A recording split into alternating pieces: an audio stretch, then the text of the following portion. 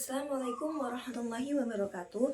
Perkenalkan, nama saya Nur Amira Hesika dengan NIM 2303026121. Saya di sini akan menyetorkan hafalan hadis yang untuk mata kuliah, untuk memenuhi tugas UAS mata kuliah hadis at-tarbawi yang diampu oleh Bapak Dr. Hasmi Hasona. Yang hadis pertama yakni hadis tentang kewajiban belajar mengajar. An Anas bin Malik radhiyallahu anhu qala Rasulullah sallallahu alaihi wasallam thalabul ilmi faridatun ala kulli muslimin. Dari Anas bin Malik radhiyallahu anhu berkata, Rasulullah sallallahu alaihi wasallam bersabda, mencari ilmu itu wajib bagi setiap muslim. Diriwayatkan oleh Anas bin Malik dengan status hadis ini yakni hasan, karena ulama yang meriwayatkan hadis ini itu saling menguatkan. Penjelasan hadis ini menegaskan untuk setiap manusia itu wajib menuntut ilmu, baik laki-laki, perempuan. Ilmu yang dimaksud ini ilmu yang diutamakan untuk mempelajari keagamaan, ilmu tentang kewajiban agama, namun juga mencakup ilmu tentang yang bermanfaat bagi umat manusia. Nilai yang terkandung dalam hadis ini, setiap orang itu harus memiliki semangat belajar sampai sepanjang hayat, tanggung jawab dalam menuntut ilmu. Pentingnya pendidikan bagi setiap orang dan pengembangan potensi diri dalam kemaslahatan umat Islam. Hadis yang kedua yakni hadis tentang sifat pendidik, yakni amanah, jujur, dan juga sabar. Hadisnya berbunyi, An Abdillah bin Mas'ud radhiyallahu anhu anna Rasulullah sallallahu alaihi wasallam qala inna sidqa yahdi ilal birri wa innal birra yahdi ilal jannah. Dari Abdullah bin Mas'ud berkata, Rasulullah Shallallahu Alaihi Wasallam bersabda, sesungguhnya kejujuran itu membawa kebaikan dan kebaikan itu membawa ke surga. Status hadis ini sahih karena diriwayat atau disebut dengan muttafaq alaih karena diriwayatkan oleh Imam Bukhari dan juga Imam Muslim. Penjelasan hadis ini menegaskan seorang pendidik harus memiliki integritas yang tinggi, dan juga berkata dengan perkataan yang jujur, karena kejujuran itu menjadi landasan utama dalam mendidik.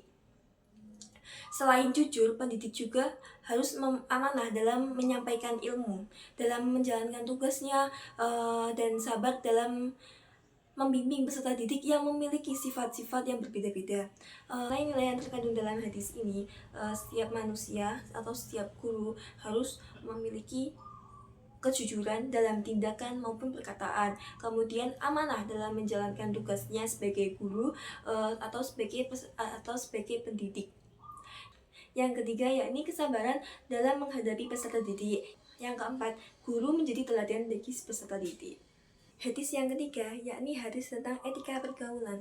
An Abi Hurairah radhiyallahu anhu anna Rasulullah sallallahu alaihi wasallam qala man kana yu'minu billahi wal yawmil akhir falyaqul aw liyasmut wa man kana yu'minu billahi wal yawmil akhir falyukrim jarahu wa man kana yu'minu billahi wal yawmil akhir falyukrim dhaifahu. Dari Abu Hurairah radhiyallahu anhu berkata, Rasulullah shallallahu alaihi wasallam bersabda, barang siapa beriman kepada Allah dan hari akhir, maka berkatalah atau diam.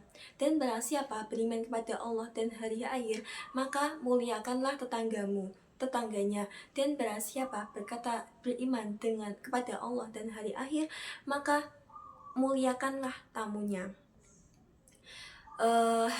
Status hadis ini yakni hadisnya sahih, atau disebut dengan muttafaq alaih karena diriwayatkan oleh Imam Bukhari dan juga Imam Muslim.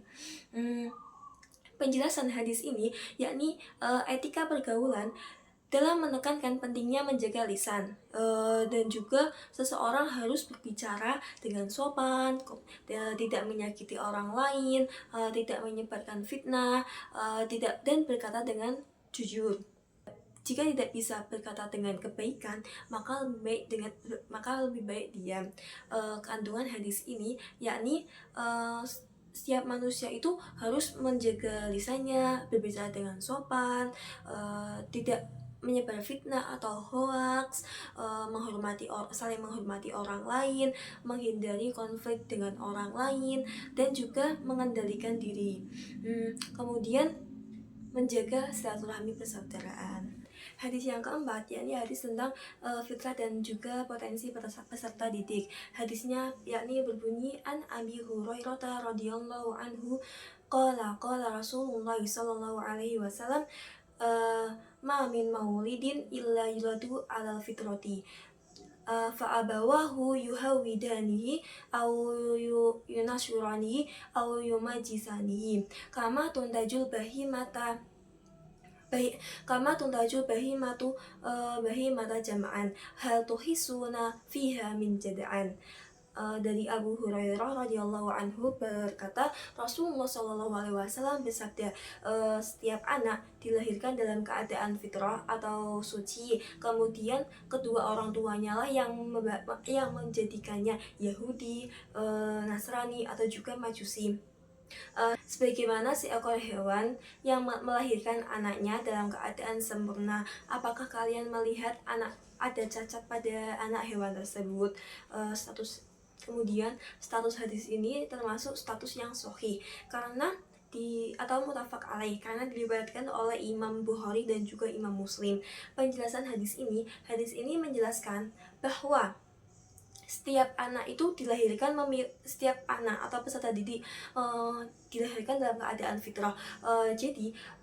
Dan memiliki potensi. Jadi setiap anak itu dilahirkan memiliki potensinya masing-masing.